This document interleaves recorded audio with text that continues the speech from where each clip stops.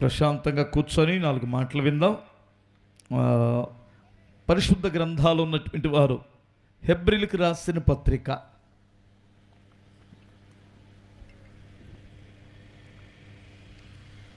10వ అధ్యాయము 22వ వాక్యము నుండి 25వ వాక్యం వరకు ఎవరైనా చదువుతారా నాన్న?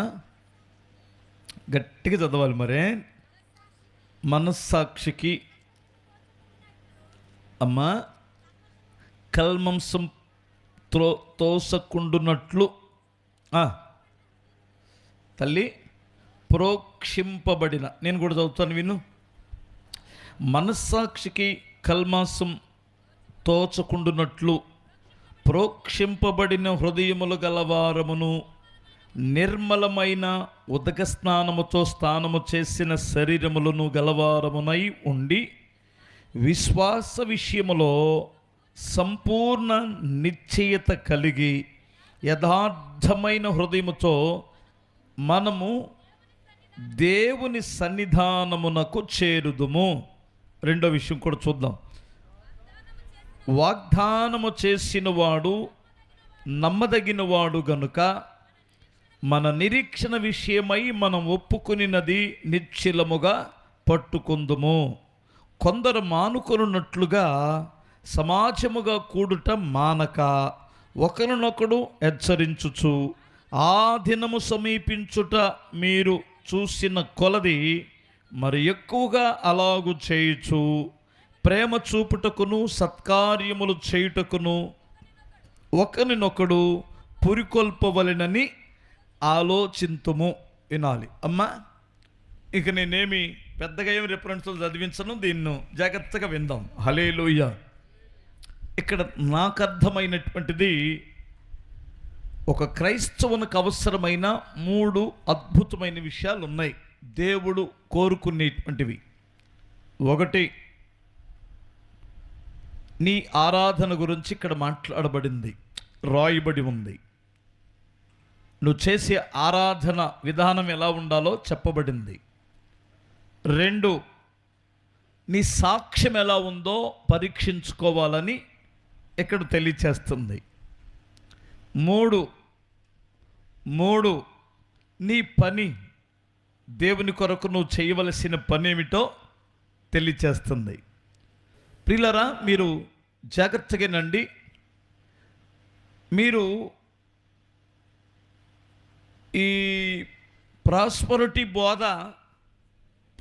బోధే కదండి అయ్యగారులు, దానికి అలవాటు పడి,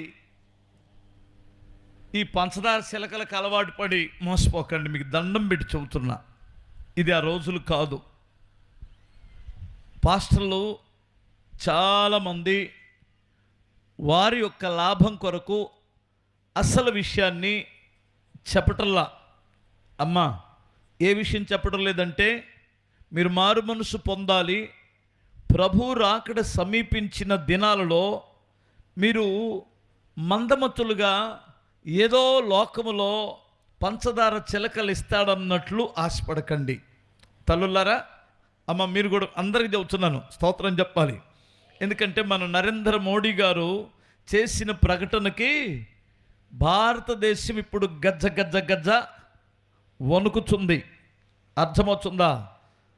140 కోట్ల మందికి పైచిలుకున్నటువంటి ఈ దేశాన్ని పరిపాలన చేస్తున్న ఒక పెద్ద నాయకుడు, జాగ్రత్త, గ్యాస్ విషయం జాగ్రత్త, ఆయిల్ విషయం జాగ్రత్త, మీ పొదుపు విషయం జాగ్రత్త, రానున్న దినాలు చాలా భయంకరమైన దినాలు వస్తున్నాయి అని ఒక నాయకుడు కాదు, చంద్రబాబు నాయుడు గారు మన ముఖ్యమంత్రి గారు కూడా మాట్లాడుతున్నారంటే, పరిశుద్ధ గ్రంథము ఎప్పుడో చెప్పిన విషయాలు ఇప్పుడు నెరవేర్చబడబోతున్నాయి.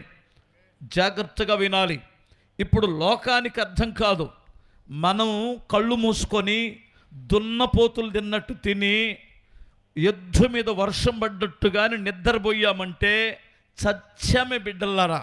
అర్థమవుతుందా? ఇదిగో చిలక పెడతాను, అదిగో నూనె పోస్తాను, ఇదిగో ఇప్పుడు ఇటు వచ్చాడు, అడుగడుగు ఇటు వచ్చి కనపడ్డాడు నాకు అని పిచ్చి మాటలో నమ్మకండి. ప్రభు త్వరగా రావడానికి సిద్ధముగా ఉన్నాడు. ఉండి అర్థమవుతుందా, నీ దగ్గరకు వచ్చి నీ చీమిడి తీయడానికి కూడా వచ్చేది. అర్థమవుతా, నీ చీమిడి తుడుస్తాడు నా ప్రభువు అంటే అన్ని వేడవడం ఇవన్నీ ఆపండి. కాస్త రోషము కలిగి నిజమైన భక్తి చేస్తూ ప్రభు రాకడ కొరకు సిద్ధపడవలసిన టైంలో ఉన్నాం. అవునా అయ్యగారులు? హల్లెలూయా. అందుకని నువ్వు ఎంతకాలమైందో ప్రభువుని నమ్ముకొని, అర్థమవుతుందా, నువ్వు ఎంతకాలమైందో ప్రభువుని నమ్ముకొని ఒక్కసారి పరీక్షించుకో. స్తోత్రం చెప్పాలి. నువ్వు కొంతమంది చిన్నపిల్లలు ఉన్నారు ఇక్కడ, యవనస్తులు చిన్నప్పటి నుంచి చర్చికి వెళ్తున్నారు, వాళ్ళ అమ్మలు కూడా వెళ్ళి ఉంటారు కదా. అసలు భక్తి పరిమాణం ఎంత ఉందో ఒక్కసారి చూసుకో. ఇప్పుడు మనము దేవుని సన్నిధికి వెళ్ళే విషయం, ఆరాధన విషయం మొట్టమొదటిగా ఇక్కడ చెప్పబడింది. అర్థమవుతుందా? ఏమంటాడంటే ఇక్కడ దేవుని వాక్యములో ఇందాక మనం ఏం చదివామో 22లో, మనస్సాక్షికి కల్మషం తోసకుండున్నట్లు